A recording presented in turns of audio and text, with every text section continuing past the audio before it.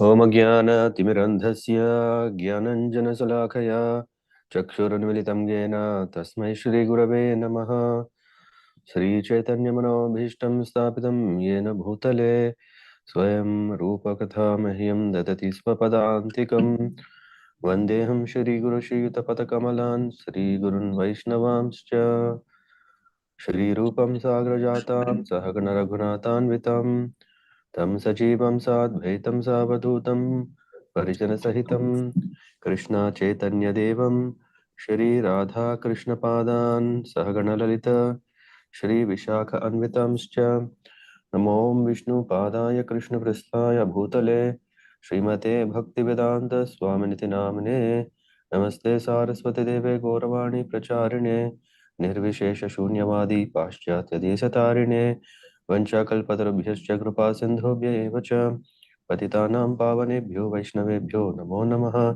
हे कृष्ण करुणा सिन्धो दीनबन्धो जगत्पते गोपेश गोपिका कान्ता राधा कान्त नमोऽस्तुते तप्त काञ्चन गौरांगी राधे वृन्दावनेश्वरी वृषभानुसुते देवी प्रणमामि हरिप्रिये। जय श्री कृष्ण चैतन्य प्रभु नित्यानंद श्री अद्वैत गदाधर शिवासादि गौर भक्तवृंद। हरे Krishna Krishna Krishna Hare Hare Hare Ram Ram Ram Hare Hare. Hare Krishna everyone. Sorry for the late and welcome you all for our today's systematic study of Vedic scriptures.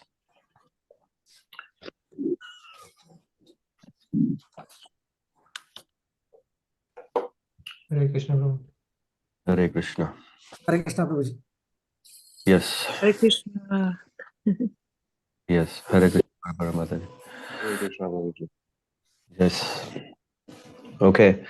So let's dwell ourselves in the teachings of Bhagavad Gita in that chapter 15, verse number 11. Yeah. So this is the last verse from the topic of transmigration, which is a very, very interesting subject, and it's very, very intricate in itself, and it's also not so easy to conceive because our senses are imperfect. Our senses are not able to understand which is beyond our capacity. Just like this frog, is it Dr. Frog or yeah? So this frog which was in the well was overwhelmed by knowing that there is a body of water outside the well. Yeah. And this philosopher frog was thinking, no, it's not at all possible. No, it's not possible. But then when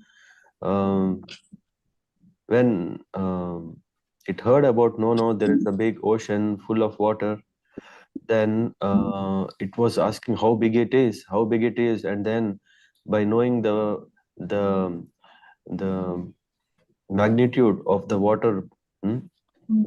Critical battery, please charge. Well, so then it was overwhelmed and it was beating itself. Ah, so big, and it burst and died.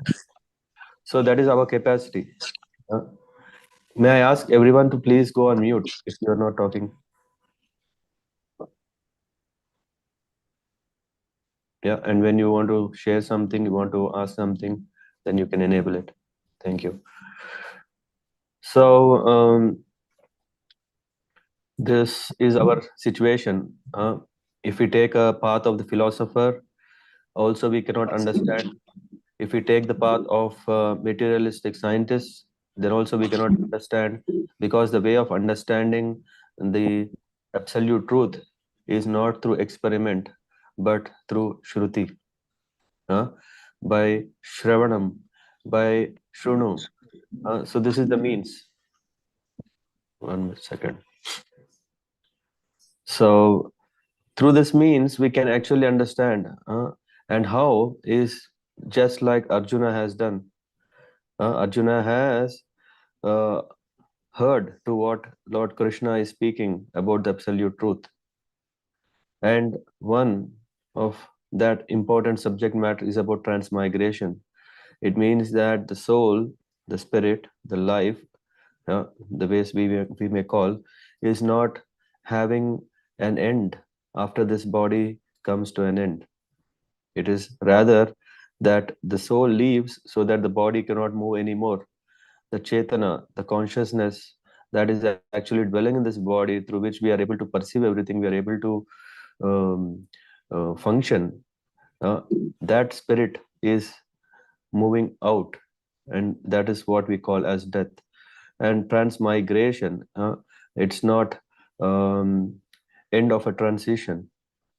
uh, it's not the end transition. Okay, we have been transitioning from a body of a child to a youth, to a aged, and to the last phase of life. No, rather it is a transmigration which is beyond this body, accepting a different body. There are four ways, four uh, possibilities or destinations from this life in this body. Yeah, either one can appear, go more in the lower planets if he has in the mode of passion, sorry, in the mode of ignorance. If he is in the whole life, he's been always in the mode of passion or dominated by passion, then he may get once again a life of a mediocre human being. And if he is in the mode of goodness, then he can actually even um, go uh, take a human form which is more sophisticated, with more intelligence, with more mode of goodness, either in this planet or even higher planets. But the fourth path is the absolute path, which means that if we manage to ourselves focus on the business that we have in hand, and we can understand that there is a way out of not entangling ourselves in the cycle of either taking birth in a lower planet or on planet Earth or the higher planet. We call this as what is it? Mm, Bhur, Bhuva, and Swaha. The three planetary systems, and according to these three planetary systems, one may still continue to go around in circles. Sometimes we are above, sometimes we are below, but the transmigration, absolute, uh, or the purposeful goal is to get out of it, and that is what Krishna is speaking to Arjuna in this, the yoga of the Supreme Person. Yeah. I'll just share my screen if someone can help me reading. 15:11. Makaran Prabhu, is it 15:11, right?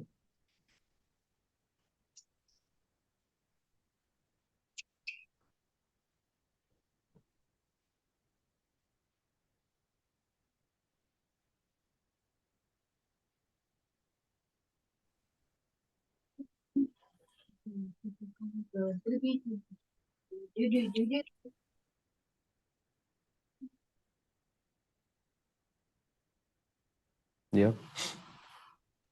Hare Krishna Prabhuji. Yes, Prabhuji, it is chapter 15, verse 11, Prabhuji. Okay. Makaran Prabhu couldn't join. Yeah, he said he'll be a little late, Prabhuji. Okay, fine. So may I ask Ajay Prabhu, you can read 15:11.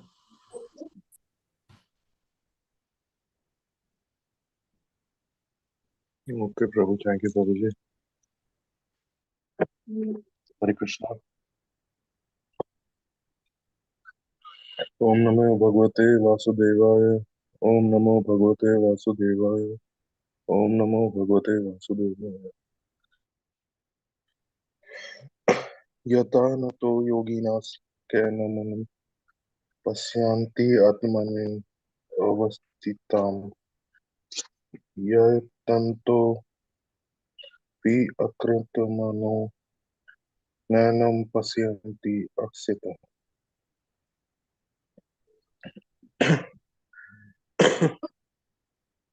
Prabhuji, could you scroll down?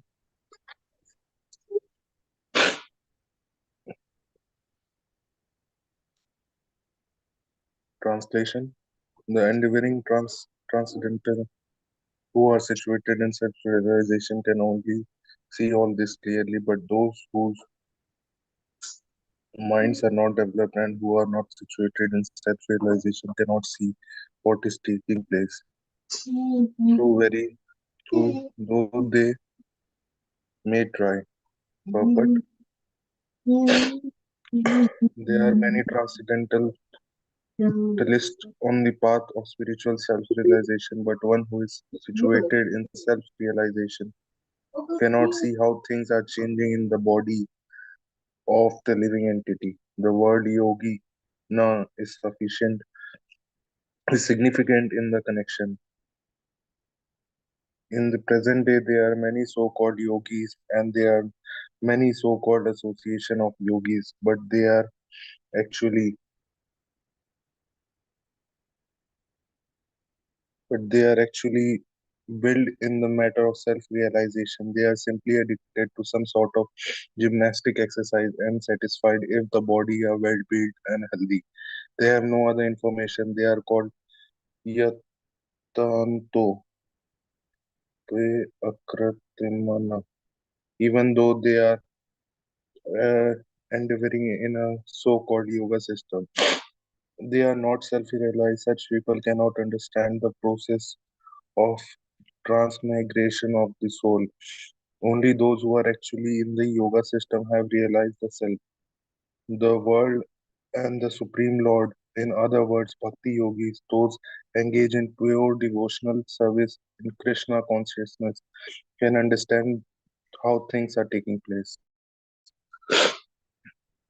Thank you, Ajay Prabhu. Prabhuji. So, so this is very, very important for us to understand what is yoga. Yatanto yogina chainam. So, who is a yogi?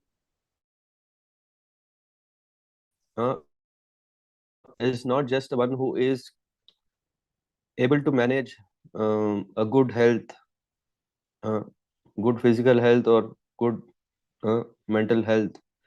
Yatanto, but a yogi is one who is endeavoring. And what kind of yoga? To become a transcendentalist. Uh, Yatanta, endeavoring, yogina chainam. And then what is the effect of it? Pasyanti atmani avasthitam. So he is the one who has attained perfection, who understands his position, uh, understands his situation, where he is situated. The endeavoring transcendentalist who is situated in self-realization can see all this clearly. So we have to understand what is the most sublime and most perfect yoga in the world where we are struggling ourselves with so many challenges, whether it could be because of the four problems that are bewildering us, which is in the form of Janma, Mrityu, Jara, Vyadi, yeah, the birth, death, old age, and disease. These are already scaring us, uh, uh, making us worried. We are living in a world called Vaikuntha. No, we are living in a world called Kuntha, a place where there is only anxiety. Then on top there are these tapatraya. There are three kinds of miseries. Miseries caused by one's own mind, body. Miseries caused by neighborhood. Miseries caused by nature.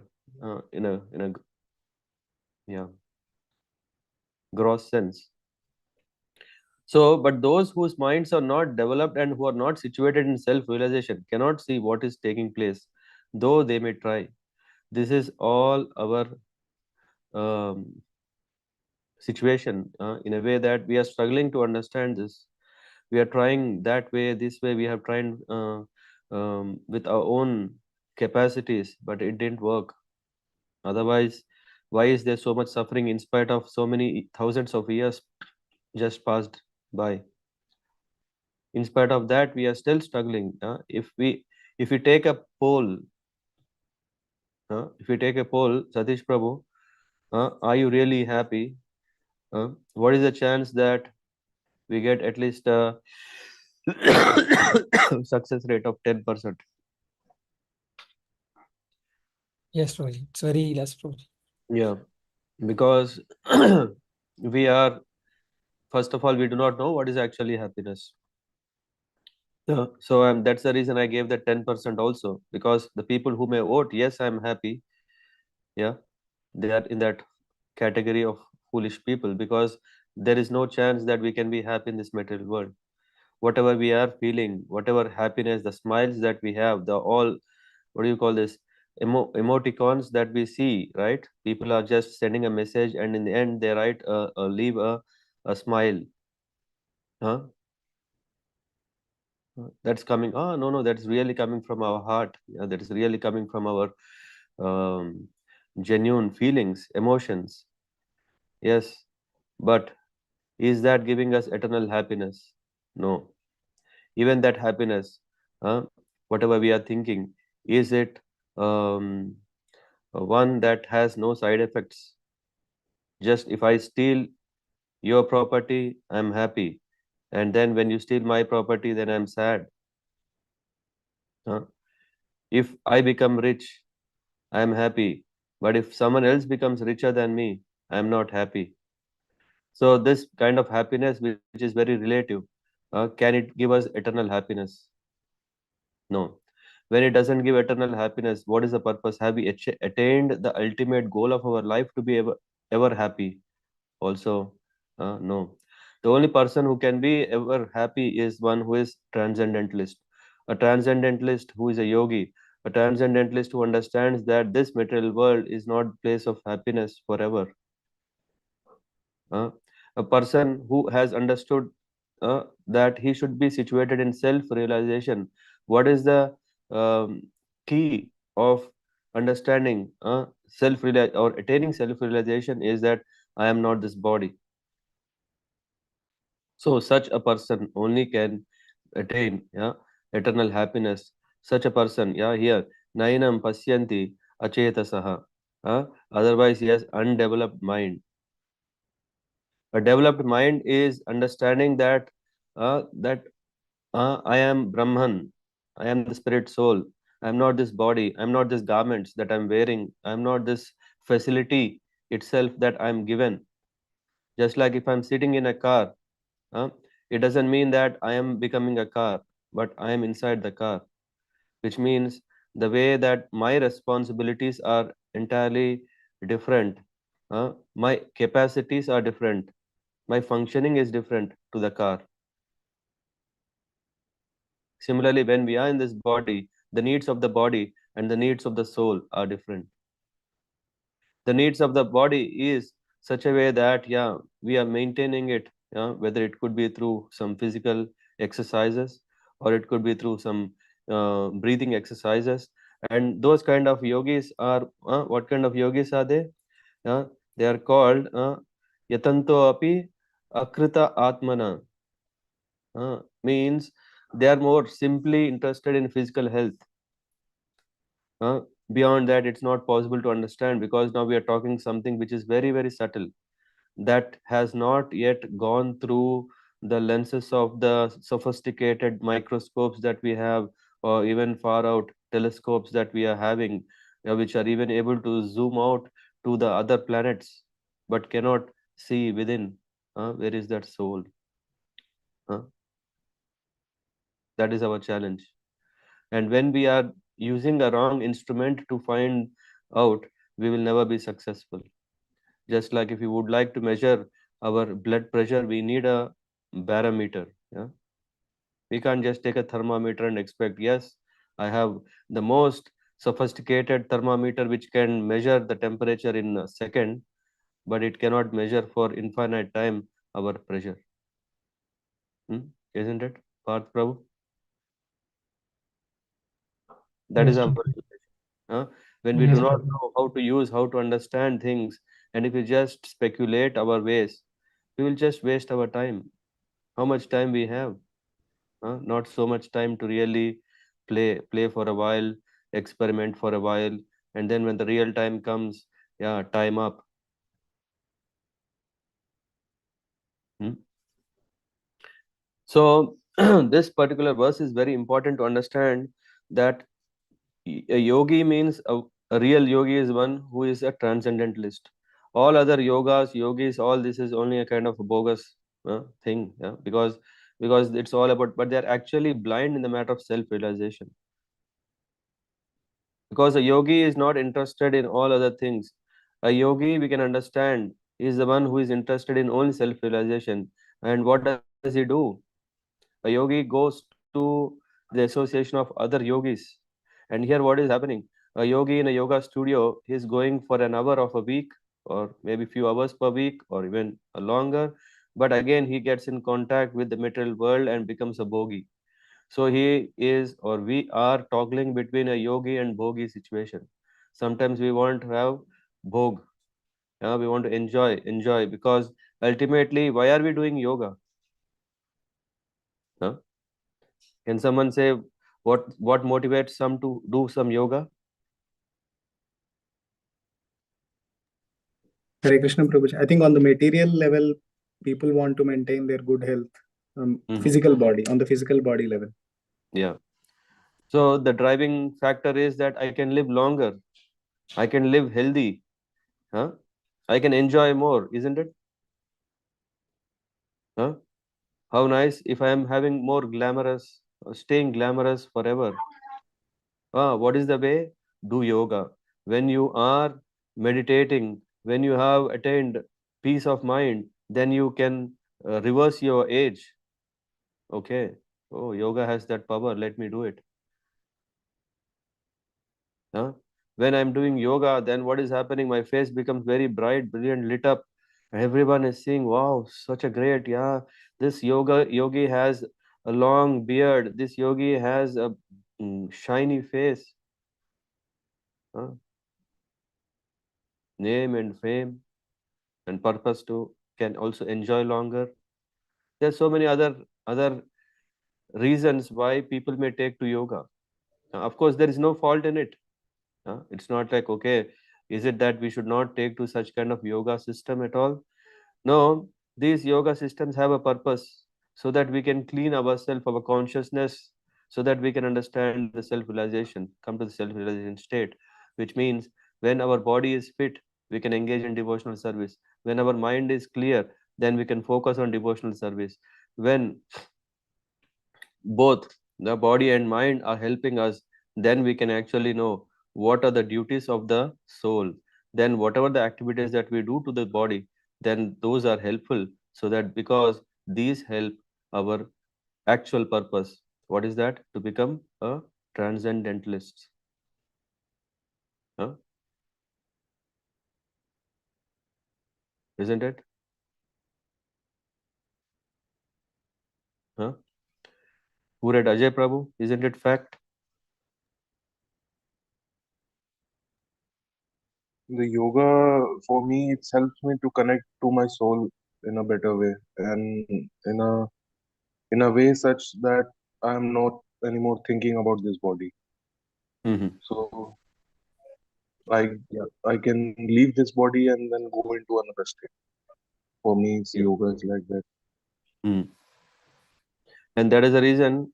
So leaving and going, but when we are going, there should be a purpose for where we want to go. Just like we are moving from a city to other city, there is a purpose why we go to other city. Yeah, so it could be for work, it could be for studies, it could be for, yeah, even enjoyment.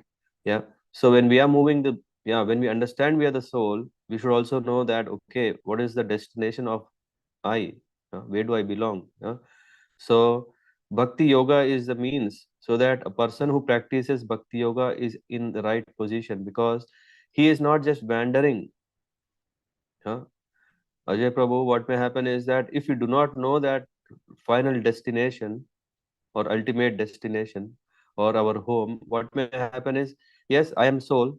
Okay, I will always focus on how to remain detached from this worldly affairs, isn't it? But detaching is not the means, but actually connecting. After this is the perfection of, or the purpose of even detaching. When we detach ourselves, then aim is that we can connect ourselves to the Lord, as you said, connecting to the soul. Now, soul is getting connected to its source, to its Father, from where we are coming. We are part and parcel of the Supreme Personality of Godhead, so we get connected. So that is all about actual yoga.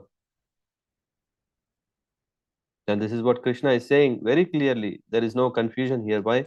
He is very clearly saying that, but he's also putting this, but But those whose minds are not developed and who are not situated in self-realization cannot see what is taking place, though they may try. We may try many ways, we may try so many ways, uh, but if it's not authorized way, then we will not attain success. Excuse me. Yeah. Any questions? Any comments? Someone would like to ask something?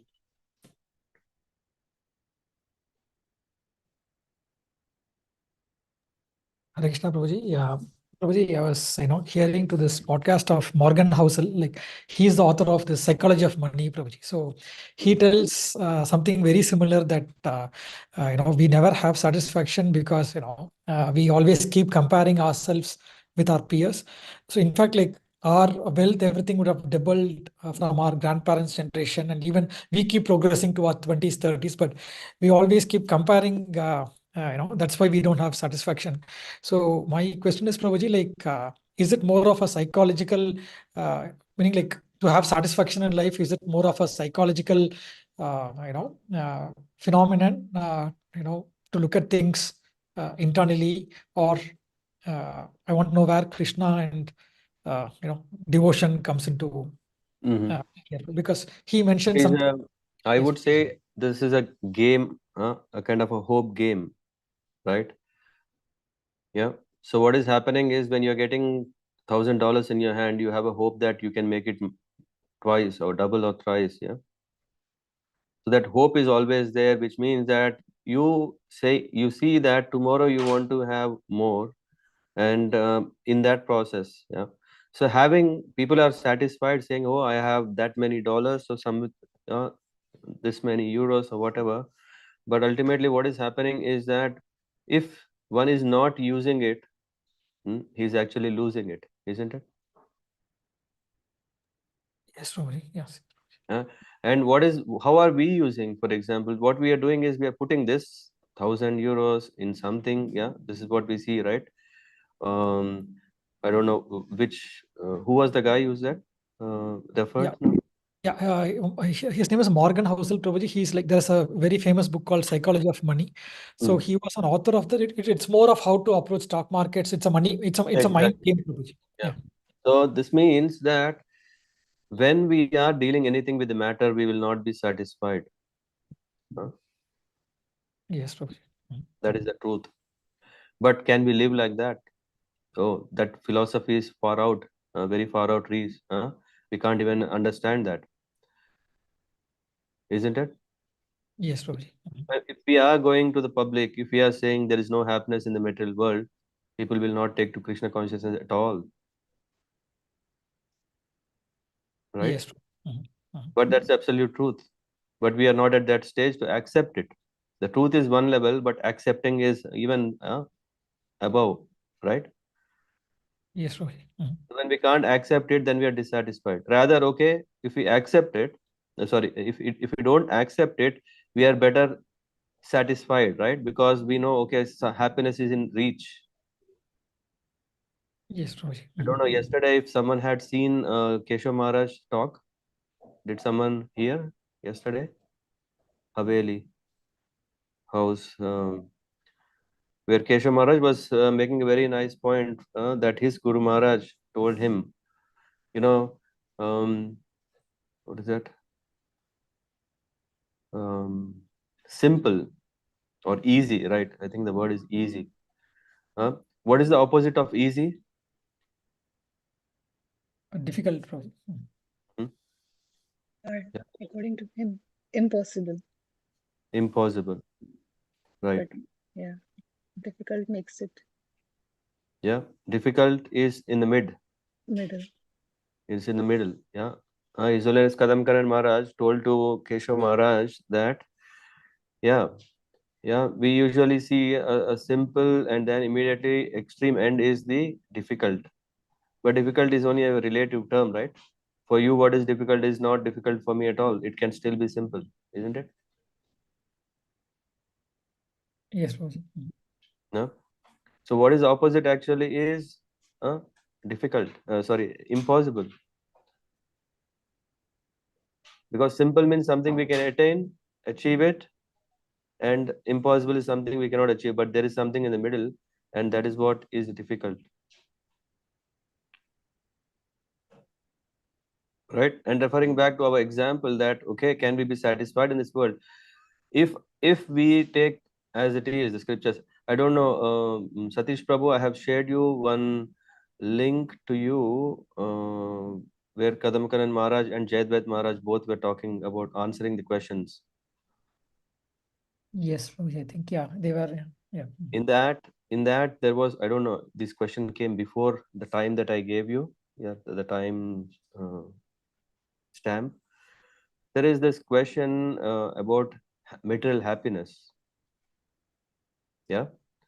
So on one side, Kadamkaran Maharaj is kind of helping us to feel like, oh, don't worry, there is some happiness. If you are responsibly living, if you are dutifully living, okay, there is happiness.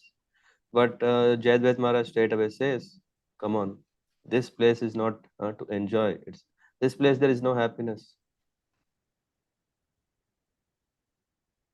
Yeah. So now, one who can digest it can accept it. One who cannot digest it can accept other level of instruction or other level of understanding, isn't it? Yes, Prabhuji. So this, I mean, coming back to your question, so is it psychological? I think because yeah, the guy who is you are referring is a psychologist. He would definitely give some psychological Yes, thought Prabhuji. for thought, and that is the reason you have been thinking and you have been asking now, right? Yes, Prabhuji, exactly. Yes. But the absolute truth doesn't depend on how we are thinking. Absolute truth is always absolute truth. It doesn't change. Just because you thought now it all of a sudden changed? No. Or if you didn't think, does it stay like that? No. The absolute truth is always the same. And because we are not able to come in terms with the reality, huh, the bitterness of the reality, so that's why what we do is we will convince ourselves that yes, this is what I can get. So some may compromise saying that I am satisfied. Some who is not in a mood of accepting a compromise want to fight out and find out that no, there is beyond this, there is more satisfaction. Why? Because Mr. Ambani has did it, so why not I? Or Mr. Bill Gates has did it, why not I? Or the one you are referring. So these are the means through which we will never be satisfied. One who has compromised, he's anyway not satisfied. He has accepted the what do you call a failure on day one. And a person who is struggling, he's anyway not satisfied because he's always chasing something which is unreachable. Yeah? Yes, Prabhuji. Valid points, Prabhuji. So what is the truth? To accept that in this material world there is no happiness. What we have to do is to focus on our next actual life. I mean, the purpose of life is actually we work out this one single lifetime that is given to me, which is human form of life, and I make best of it. Huh? Yes, Prabhuji. Just like if you want to have six pack, it doesn't come one day, right? Yeah, the effort and the process is important. Yes, Prabhuji. So just like how we embrace the challenge and work out, difficult. Now we come to this easy, impossible, difficult bar. Then we see the difficult. Yes, difficulties are there. Yes, and if one can really train on handling difficulties, that you are going more towards impossible, isn't it? Yes, Prabhuji. Then that impossible, seemingly impossible, is no more there. Why? Because the Lord is there who can, yeah, change weights. He can change the equation. What is seemingly difficult or impossible, when the Lord is there, nothing is impossible. Because for the Lord, for His strength, which is unlimited, everything is easy. Awesome. Yes, Prabhuji. Right? Yes, Prabhuji. Very nice, Prabhuji. Radhikali Mataji, what do you say?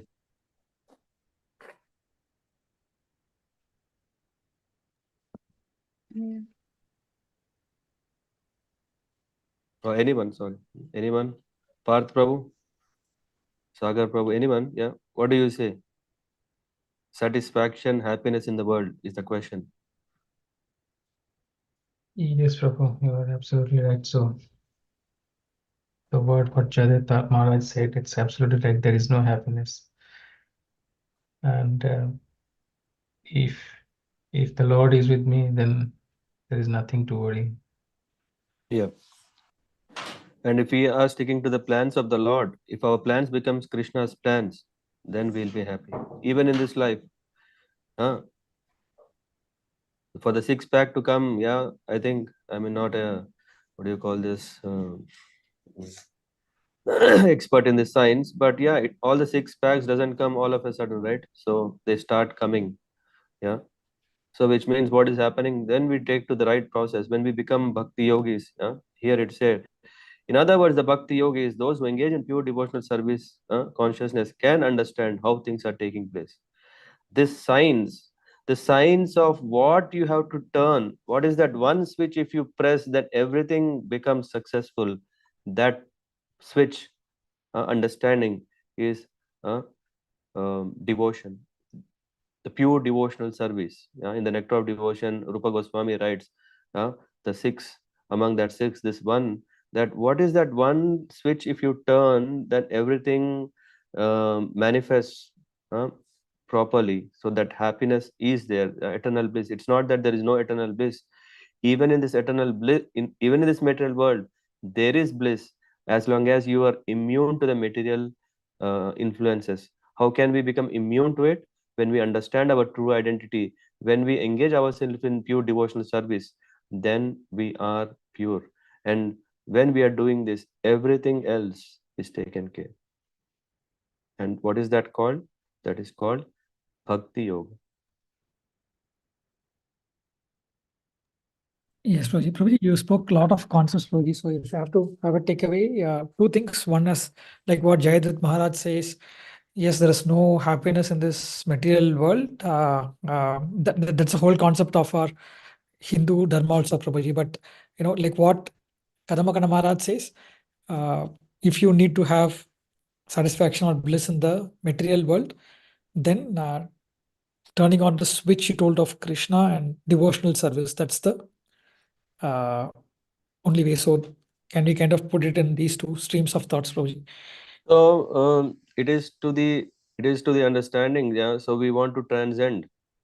So again, to reiterate on and kind of concising, yeah, the whole concept is that the absolute truth is that this material world is not the place of happiness. Yeah. Yes. Prabhuji. Dukhalayam ashashvatam. Dukhalayam means what? Uh, it's not a place of happiness, but the opposite.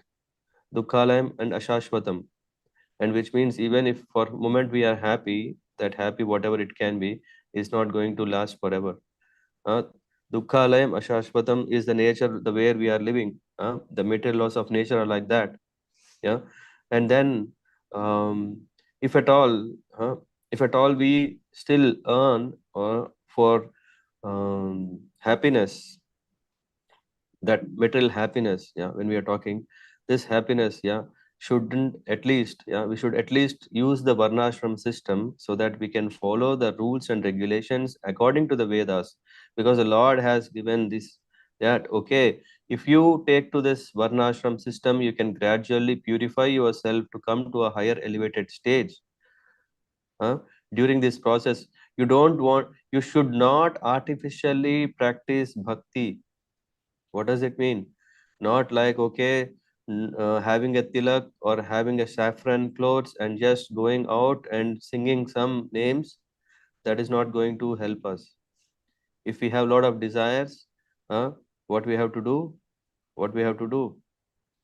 This is the thing. What Vedas are saying. Okay, if you are in the mode of passion, then you take care of the society, becoming an administrator. If you are in the mode of goodness, becoming a Brahman, you can educate the society. So in that way, while you are leading a responsible and actually I don't know if it was in that class, but in general, normally Maharaj says, lead a noble life. Then at least you are not creating your um, um horrible future or a hopeless future. Hmm? So that's what it means. So there is, yeah, as a jiva means one who is always seeking for happiness. Yeah, there is happiness according if we follow the Vedic way, but we should not think that this is everything. Huh, Satish Prabhu? Yes, Prabhuji. I think it was very nice, Prabhuji. Mhm. So, yeah. But in that conversation that you mentioned, Prabhuji, like there itself, there are two directions given to us, right, Prabhuji, by the Maharaj. Yeah, yeah. One, As I said, artificially, let's not practice. Let's yes, practice how we can naturally take up. exactly. But of course, question may come. For me, both are not an option. Then what happens? We go to the lower planets because then we are following irreligious way of living. Yes, Prabhuji. Yeah. So Thank you so much. the Right. conclusion. Yeah. Yes, Prabhuji, it was very helpful, Prabhuji. I think, I think even when we were reading Prabhupada's Leelamrit on Friday, we were discussing about grahasthas and brahmacharis and sannyasis. All these things came, right? yes, Prabhuji, yes. Yeah. And sannyasis were complaining about brahmacharis. Sorry, about grahasthas. Yeah. Yeah. If we take everything into the context, then we can understand. Okay. One, Kadam Karan Maharaj often says one should not live outside the varnashram system if he is not purified, which means even he says that no, not only that, but one should not artificially practice varnashram system. Like, okay, if someone cannot live a brahmachari standards, if he has affinities to become a grahastha, then he should become a grahastha.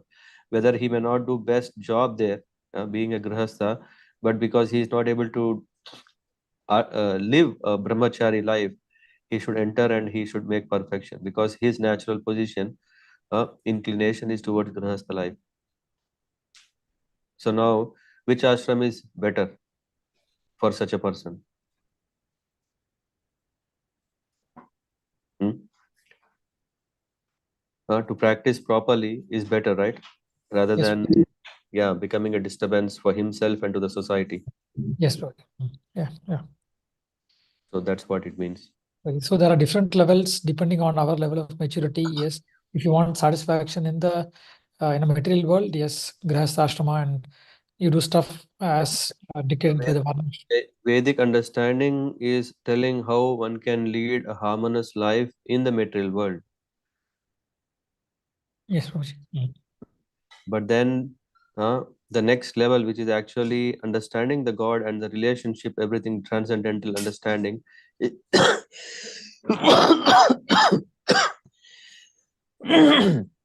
will elevate one to the mode of pure goodness, which is what we are talking about, transcendentalists. Okay. Yes, Prabhuji. Yeah, I think it was very nice, Prabhuji, because I think we covered a lot. You told a lot of concepts, but I think these two streams of thought process and also linking it with Yeah, Prabhupada. I thought it brings to the context for your question because Yes, Prabhuji. we can't simply say there is no happiness in this world, which is absolute truth, but then we are not in a position to accept it. We are Exactly. banging our heads every day, working very hard, thinking that there is happiness, and as I cannot accept it at this moment, what you're saying. Hmm? So give Exactly. me happiness in this world now. Okay. Yeah, then at least when we follow the regulations, we can be happy. We may think, no. If I become dharmic, the whole society is going to exploit me. Then how can I be happy? Yeah. Yes, Is it? Prabhuji. Yes, Prabhuji. Totally. That's why most of the people become irreligious. Yeah. Yes, Prabhuji. When Perfect, people Prabhuji. around me are religious, we think, I can also be part of it, otherwise I cannot survive. Then what happens is that I become also part of the problem.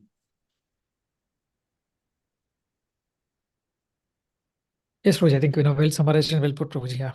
Because we cannot just generalize saying for everybody. I think, as you rightly said, what was very captivating was for us to accept the absolute truth. At least for me, I'm far away, Prabhuji. So I think it was very nice detailing, Prabhuji. Thank you so much, Prabhuji. Hare Krishna, Prabhuji. Thank you. Any other views, points, questions?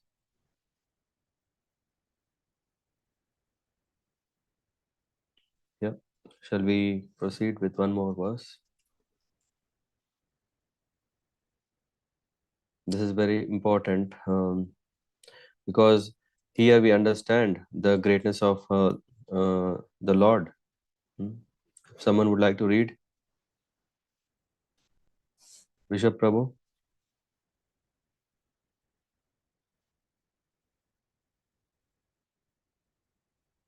Okay, so next chance. Shweta Mataji?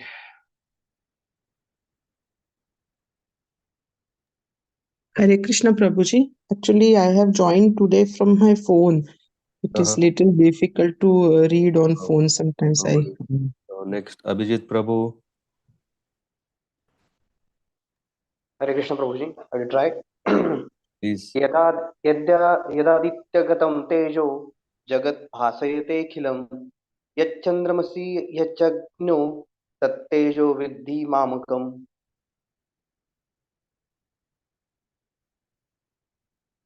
Yes, the translation and purport. Okay.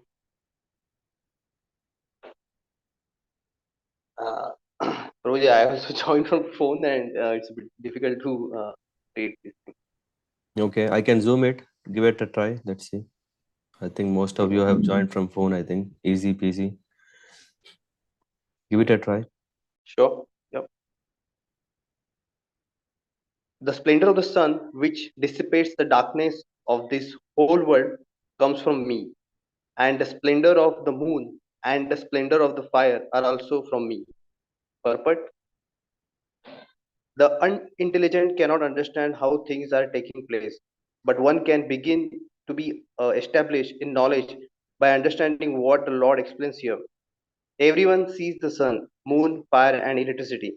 One should simply try to understand that the splendor of the sun, the splendor of the moon, and the splendor of the electricity or fire are coming from the Supreme Personality of Godhead. In such a conception of life, the beginning of Krishna consciousness, lies a lies a great deal of advancement for the conditional soul in this material world. The living entities are essentially the parts and parcels of Supreme Lord, and He is giving herewith the hint how they can come back to Godhead, back to home. From this verse, we can understand that the sun is illuminating the whole solar system. There are different universes and solar systems, and there are different suns, moons, and planets also. But in each universe, there is only one sun. As stated in Bhagavad Gita 10.21, the moon is one of the stars. Nakshatram Ahinhasi. Sunlight is due to the spiritual effulgence in the spiritual sky of the Supreme Lord. With the rise of sun, the activities of human beings are set up. They are set. They set fire to prepare their foodstuff. They are set fire to start the factories, etc. So many things are done with the help of fire. Therefore, sunrise, fire, and moonlight are so pleasing to the living entities. Without their help, no living entity can live. So, if one can understand that the light and splendor of the sun, moon, and fire are emanating from the Supreme Personality of Godhead, Krishna, then one's Krishna consciousness will begin. By the moonshine, all the vegetables are nourished. The moonshine is also pleasing that people can easily understand that they are living by the mercy of the Supreme Personality of Godhead, Krishna. Without his mercy, there cannot be sun. Without his mercy, there cannot be moon. And without his mercy, there cannot be fire. And without the help of sun, moon, and fire, no one can live. These are some thoughts to provoke Krishna consciousness in the conditional soul. Thank you, Prabhu. Thank Yeah, you. very nice. So these verses, next few verses, help us to understand that Krishna is maintaining everything. He is maintaining us. The puffed up people may think, no, I have earned my life. I made my life, isn't it? People may think that, no, it's because of me, everything is happening. I worked very hard. I studied very hard. I got qualified myself, and because of that, everything is there.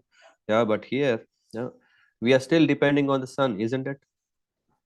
Did we qualify that sun has to pay us the sunshine? Abhijit Prabhu? Yes, Prabhu. Interesting, right?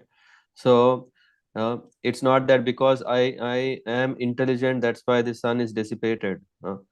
There are also so many who are uneducated, but still the sun rises for them also, like for us, right? We may think that, oh, this is something like, okay, I am paying the tax, but one who is not working, he's enjoying. No, okay. This means that, okay, I worked hard, and because of which, not only me, I am maintaining my whole country, because there are so many unemployed people and my taxes are being used for them. So in that way, I am not only great, but I am greater, isn't it? But we have to understand that I am also working because the government has provided me the facility, right? So that I can do a legal job. If I don't even earn, there is no question of even paying tax. Yeah, isn't it? Yeah, Abhijit Prabhu, isn't it Yes, fact? sir. Yes. Yeah, yes, correct, Prabhu.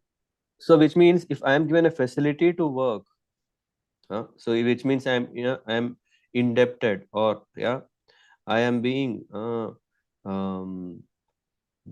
getting the facility ahead so that I can actually engage in those kind of activities or services. So here when we see the unintelligent man and cannot understand how things are taking place, we're just taking for granted.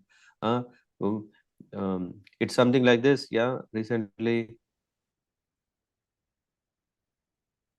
I heard that when a child was asked, where does the milk come from? He said from a store, or from a refrigerator, from a fridge. That is our, just for granted. Milk is always there. Yeah, that is for granted. Sunshine is there, granted. Moonshine is there, granted. Everything is taken for granted, and we think that, oh, all these are not so great, but I am great because with this I am making miracles. Isn't it? Electricity, magnetism, and all these things. We are thinking, oh, electrostatic. Scientists are celebrating their success every moment with so many laureates and what do you call this? Nobel prizes, achievements of the year, achievement of the lifetime. So many achievements one has attained, but still we have to understand who is the one who is supporting everything. Is that one is creating their own gravitational force, or is it taking for granted there is gravitational force, it will be there, and let all remaining falls from that. Uh, so this is the understand. The unintelligent cannot understand how things are taking place, but one can begin to be established in the knowledge by understanding what the Lord explains in this. What he says, everyone sees sun, moon, fire, electricity. We see this. One should simply try to understand that the splendor of sun, the splendor of the moon, the splendor of electricity are coming from the Supreme Personality of Godhead. So this is the real understanding. It is not that sun is hanging somewhere, moon is shining somewhere, fire is there. Now when we hit two stones, then the spark comes, and then we no, yeah. But how? Uh, how is this element of fire itself exists? Hmm. We have to understand that all the source of everything is the Lord. In such a conception of life, the beginning of Krishna consciousness lies a great deal of advancement for the conditioned soul in this material world. So, if we want to know what is the secret for our advancement, uh, to really understand this world, is by taking to Krishna consciousness. Because in Krishna consciousness, we can see that everything is how nicely connected to the Lord. uh, Sutre Manigana, all the planets are uh, um, supported by that mystic power of the Lord, whatever we are calling gravitational force. Yeah, that where is this gravitational force coming? Did the UNESCO do something? Did the UNO do something? Who did this? Who has empowered the planet that it can float? It can be on its orbit. A bank cannot do this, right? So it definitely there is this energy, and that energy is coming from the Supreme Lord. In such a conception of life, the beginning of Krishna consciousness lies a great deal of advancement of the conditioned soul. The living entities are essentially the part and parcel of the Lord, and he is giving here with the hint how they can come back to Godhead, back home. So that's very important. And then there are further details telling, helping us to understand how come that, how can we say that sun's splendor is from the Lord, moon's power is from the Lord. It goes further. Nakshatranam aham shashi. Krishna is saying clearly. And then, how is the sun getting the power? It is the effulgence from the Lord that is actually making the sun illuminate. Sunlight is due to the spiritual effulgence of the spiritual sky of the Supreme Lord. With the rise of sun, the activities of human beings are set up. And then we know how important it is.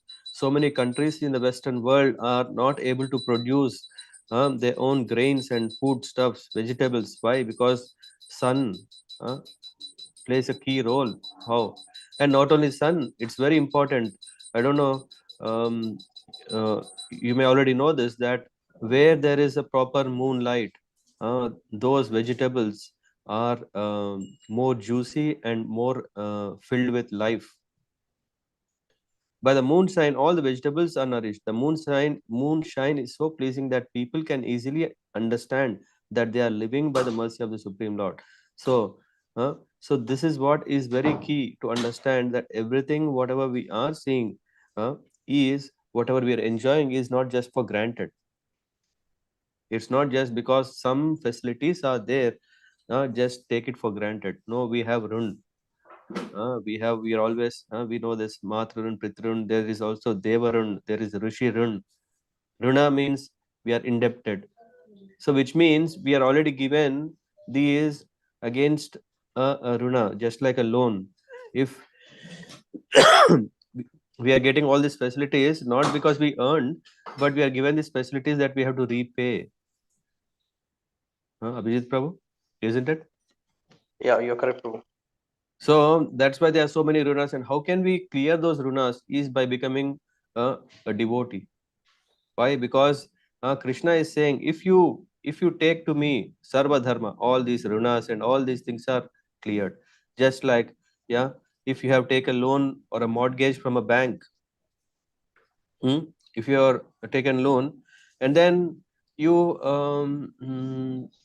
inherit huge property, what will happen? If you inherit huge property, then you have the capacity to clear that loan just like that, right? Hmm? So this means when we connect to the Lord, who is Bhagavan, one who has 6 opulences in full. What is one? One who is unlimitedly rich. When he is unlimitedly rich, then what does it matter whether it is 100K or 200K or even billions? The Lord can clear everything, isn't it? So the key is that when we understand that everything is sustained by the Lord, everything is maintained by the Lord, everything is produced and facilitated by the Lord, then we understand our position is obviously that our debts, whatever kinds of debts, whether it is toward the parents, whether it is towards the nation, because the patriotism is there, there is also paternal uh, uh, uh, understanding.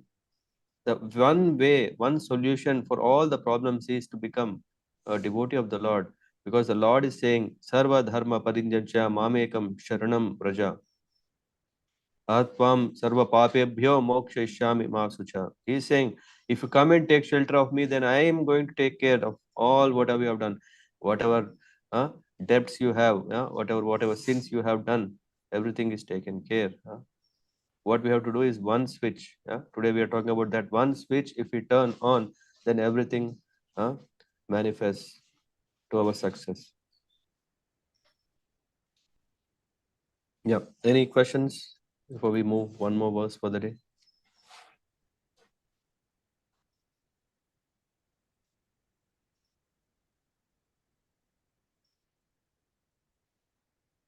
Hare Krishna Prabhuji.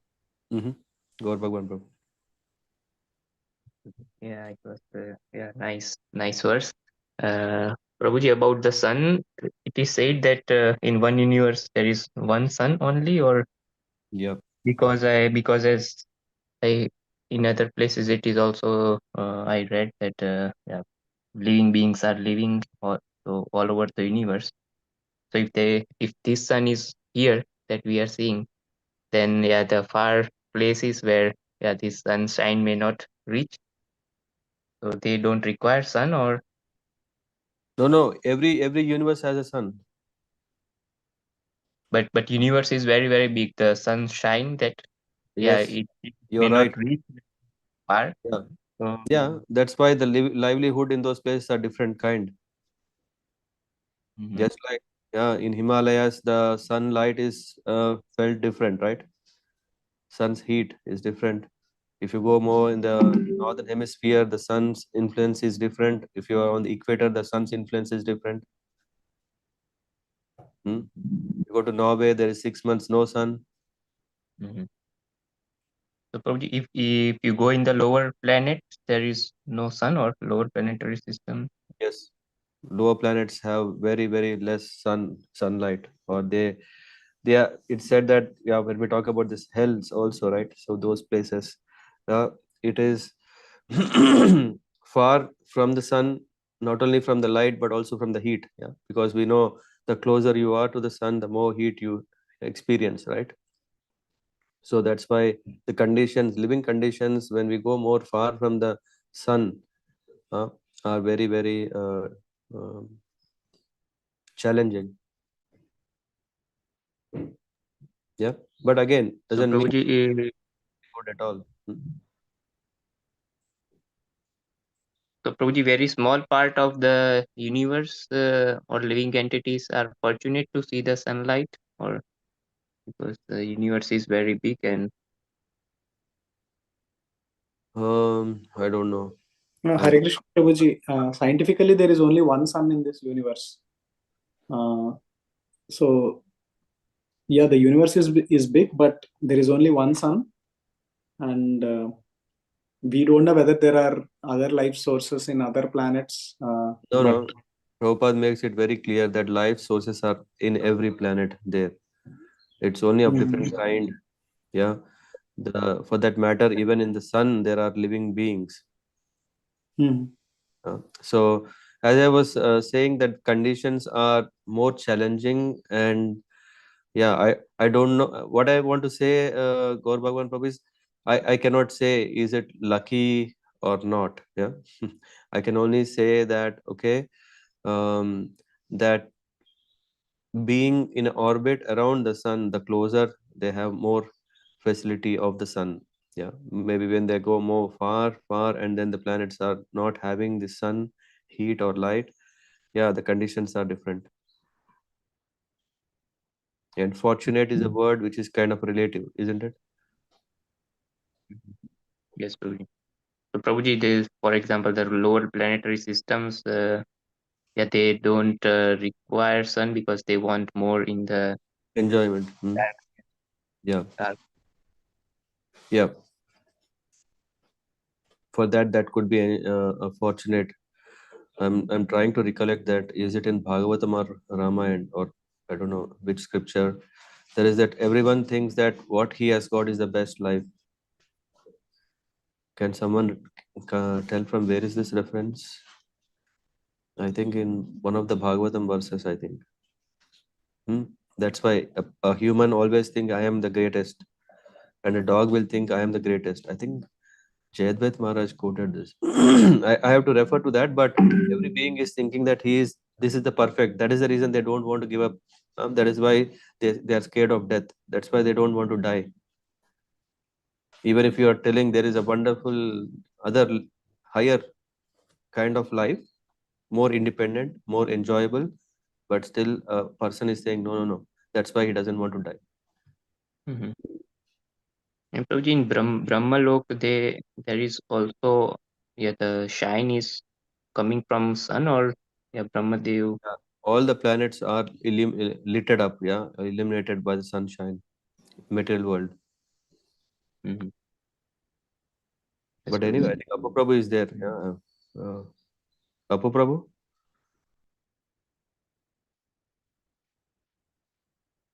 Yes, Prabhuji.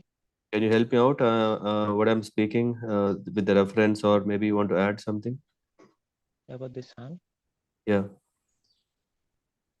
I'm also confused, Prabhuji, because that part I also have a lot of confusion between the science and the description. Okay. Honestly speaking, I digged it out, but I couldn't summarize nicely between the science and what is Mm-hmm. spoken in the Shastra. There are some controversies are there. I'll not say controversy. I think something that which is still not like comprehensible. Mm-hmm. But till now, I couldn't also figure it out. Really. Sometimes it is a little bit difficult. Okay. Dinath Prabhu But did share something. but one thing is this. I think in what is the Maharaj name? Prabhuji, there is one Maharaj who he speaks in Hindi in the Bhagavatam Katha. Amarendra Prabhu's guru. Guru. Gaur Govind Maharaj. No, No. Radha Govind Maharaj. Radha Govind Maharaj. Radha Govind Maharaj once lecture, Maharaj told that it is not necessary that all the planet actually has the sunshine. Especially the lower planet, they actually get the light from the Nagas Muni. Correct. Yeah. Okay. Yeah, I remember that. So that means it is not necessary that all the planets needs actually the sunshine or the something. They have their own way of the getting this nourishment and everything. Yeah. You're And saying on also this. another thing is this, Prabhuji, the way we define the sun, it is not necessary that science define the sun. Maybe the definition can be the different also. Mm-hmm. Point of view. Okay. Yeah. Thanks. Because I also read somewhere about this, about the snake jewel, no? Naga. This comes in the 10th canto when Nanda Maharaj is taken to Patal Lok, right? In that context, Prabhupada gives in the purport about it. Yeah. So Prabhuji, that Varuna Loka, or that is Patal Lok? Yeah. Yeah. Yes, Prabhuji. Either. So Prabhuji, so that's why maybe in the night the demons are powerful because they derive the strength from the Oh, I don't know. I think they derive more strength because that's a more prevalent mode of ignorance, no? In the night time. It is because of the influence of Kal, Prabhuji. Because Kal also provide the Shakti. So Yeah. they have the specific power in that period because of the Kala Shakti. Yeah. Okay. Gaur Bhagwan Prabhu. Thank you. Yeah. Thank you. Sorry, I don't have much to share or add. For me, I can only recollect because when I'm reading these things, either I am not sharp enough to absorb them well, or even if I understand it, I think it, oh, I understood now, so I don't remember it. Rather, I should do it more often. Yeah.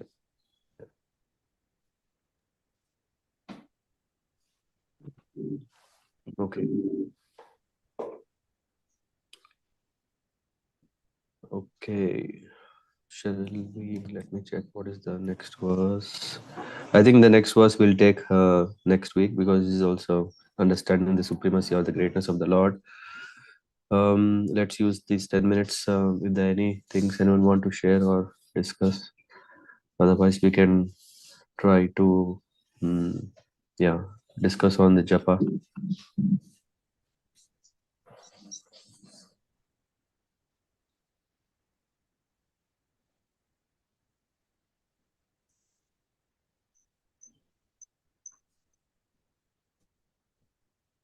Silence. So nothing about Bhagavad Gita, or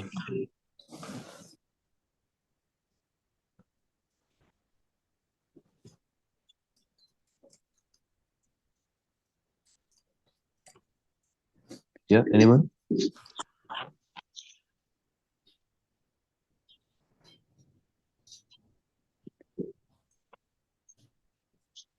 Hare Krishna Prabhu, shall we do japa? Sorry, who was that? Danakeli Mataji. You said, do you want to do japa now, or? Yeah. You said 10 minutes left. I was saying 10 minutes to discuss about how is our japa. Okay. How is our japa? Okay, Prabhu. Sorry. Japa. Yeah. My misunderstanding. Hare No. Krishna. So I'll dare to take one from some source. Sorry, say there was a message. Let me see where I can find it. For me, actually, no more questions. Okay. Yeah. Thank you, Mother. Yes, Rishabh Dev. Hare Krishna Prabhuji, Dhanapana, Yashka Prabhupada. Mm-hmm.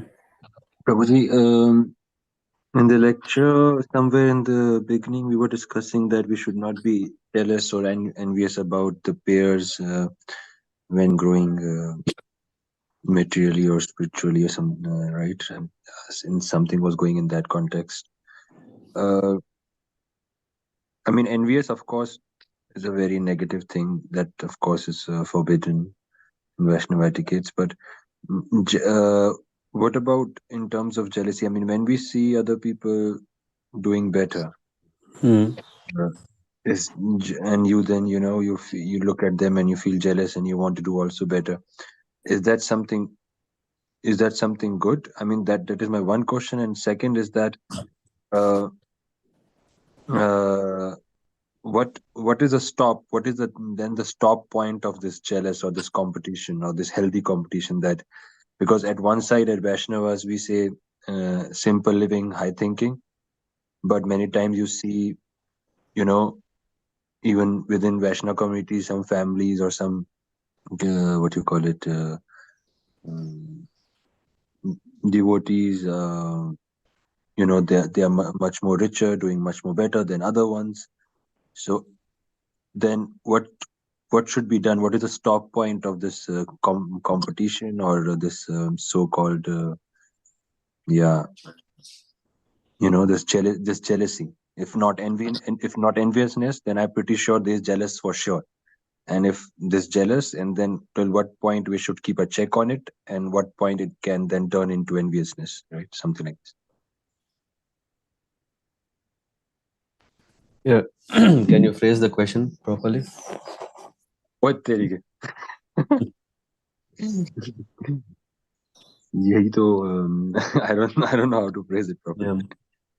I don't know. I think we are trying to struggle to understand, and that's why we are not sure what is the actual question, right? So let me try to say a few thoughts on it. Maybe if it makes it little clear in this sense. So you're talking about when we are dealing with devotees, when we take service, that spirit of, healthy competition, right? The spirit of healthy competition, is it good? And to what extent? What is that thin line we should not cross anymore? Is that right? Is that your question? Yes, sir. Okay, so first of all, why do we want to have this? We have to understand this is because we want to please the Supreme Lord. Yeah. When we agree upon together, like, okay, let's do this, that is different. Rather, I want to do it, that is more in a, like a spirit of attack.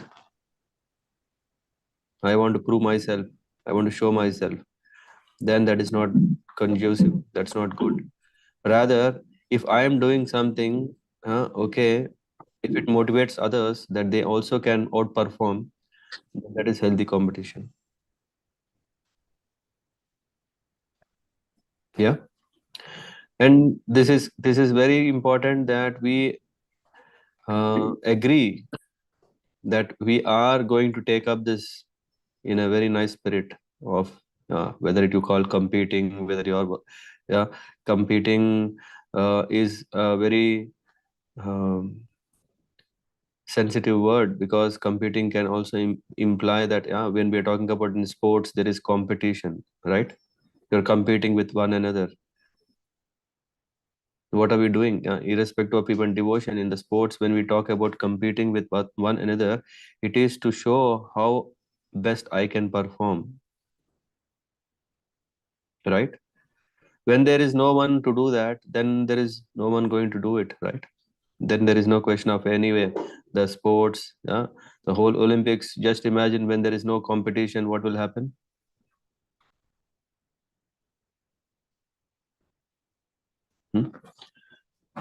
No one will work out for it, right?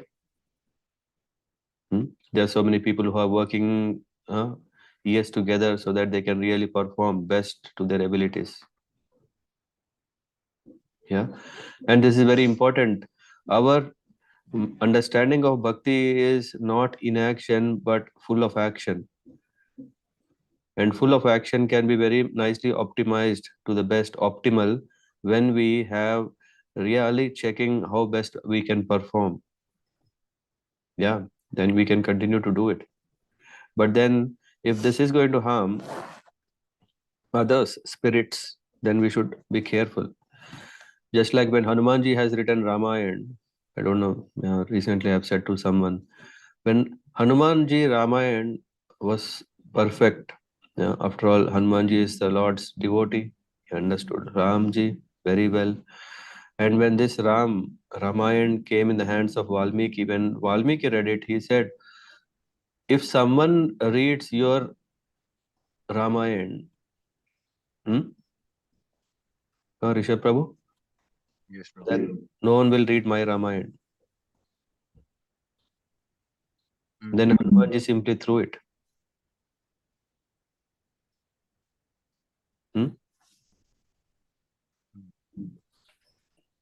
So we can give our best, we can make best result of it, but we have to also understand that, oh, what is going to happen? Because after all, what is, when you're saying healthy, right? Competition, when we are talking about it, it should be healthy. It should bring best. Yeah. For Hanumanji, whether his Ramayana is available or not doesn't matter, because he's anyway always eager to hear the glories of the Lord. He wants to sing the glories of the Lord. That is fine. Yeah. When he sees that, okay, it can impact Valmiki ji, then he kept it aside, or he didn't. Now we know Valmiki Ramayana as the best form of Ramayana that we have, isn't it?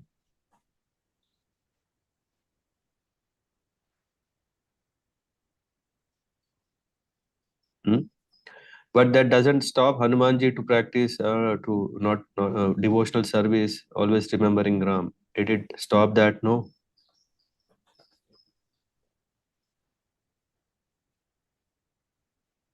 Yeah, you can still continue to outperform your own self. You can still compete, but we need not.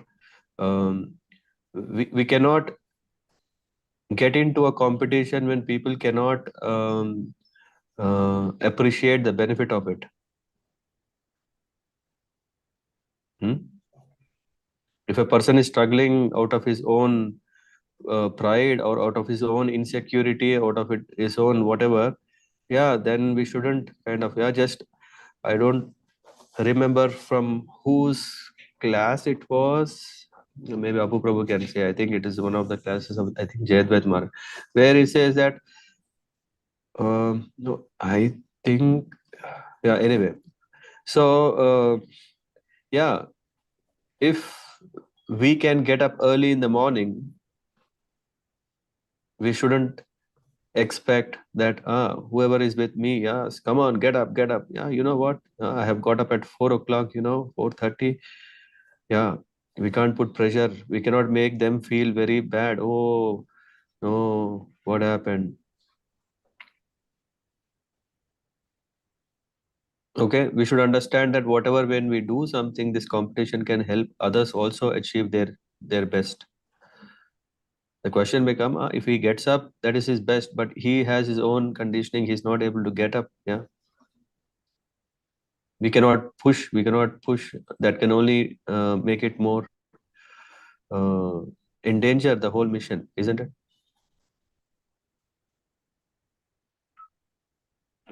So we can't have a competition. Okay, now from tomorrow onwards. Anyway, for me, I'm getting up at 4:30. For me, it's not a big thing. I'll put a competition with you, and then I say, hey, see, every time I win. No. If it helps him, if he's asking, hey, why don't we have a healthy competition? Yes, why not? Let's do it. As I said, it all depends on the spirit of other person, whether he can understand and accept this competition in the right way. Then we can do it. And again, the goal of a competition in the spiritual world, if we talk, is about what? In the spiritual world, there is competition to please whom?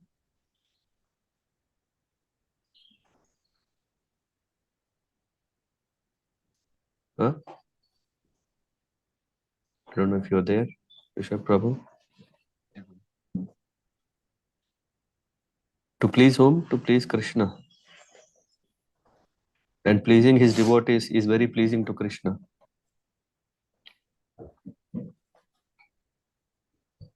I don't know if it answered your question or may have answered your some other question or not at all answered anything. It did answer. Sorry? It did answer, bro. My question. Okay. It didn't answer your question. It did. D-I-D. Did. Okay. I got my answer. Thank you, bro. Very good. So I don't know what is your question. Finally, we got it. It was a mix of couple of questions. That's why. Fine. Thank you very much for. It's a very important question in itself, because after all, we cannot stay back. We all want to go with full speed. The best way is to compete our own self, and in that we have to be also careful that we don't um, um, ignore the fact about others' challenges. Just like Hanumanji, when he was throwing these big boulders into the water, then squirrel also was doing its own, also throwing its own level of boulders into the water. But it was, for him, it appeared little small, right? The competition was in full force. Hanumanji was throwing, and also the ant or the squirrel was also doing it.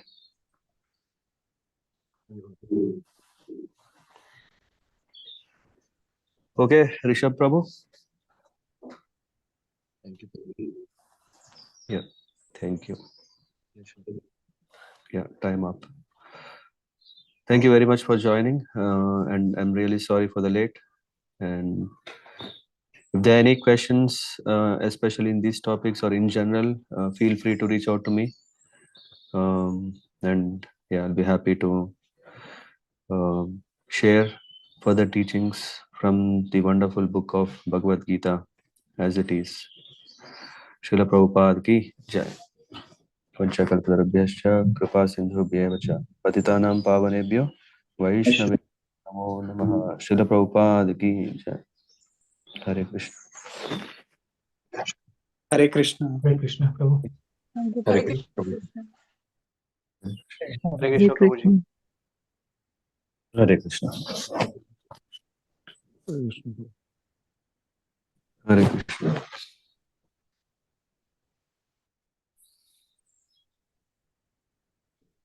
Hare Krishna, Barbar Mother. Bye bye. Hare Krishna. Thank you very much for joining. Hope I was not too fast. Was well for me. Thank you. Thank you. You're coming to the temple today? Not today, but I plan it for the next weekend. Okay. So let's meet next week then. Hare Krishna. Hare Krishna. Hare Krishna. Thank you. Yes.